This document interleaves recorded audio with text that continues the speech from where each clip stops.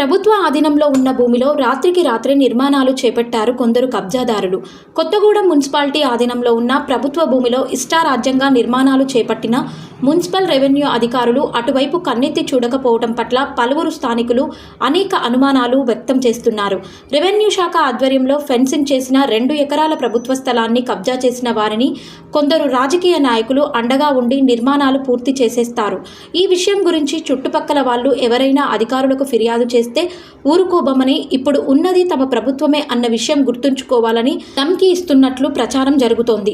ఇప్పటికైనా municipal revenue అధికారులు ఆ స్థలాన్ని కాపాడతారా, లేదా కొత్త ప్రభుత్వం పేరుతో కబ్జా చేస్తున్న వారితో మాకెందుకులే అని కామ్గా ఉండిపోతారా అన్నది వేచి చూడాలి.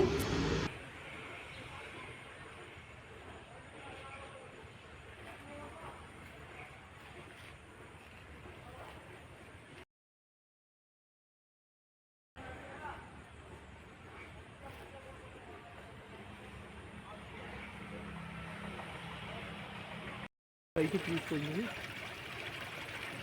ఎవరిస్తా డాష్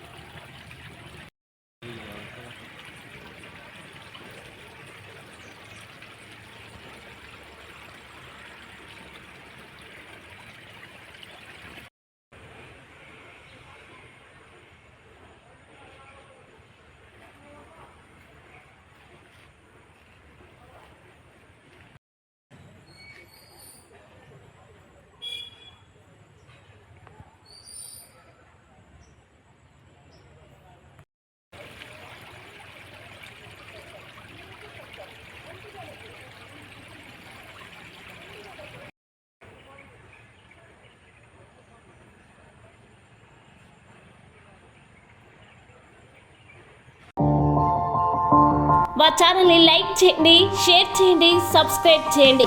మరిన్ని అప్డేట్స్ కోసం పక్కనే ఉన్న బెల్ బటన్ నొక్కండి.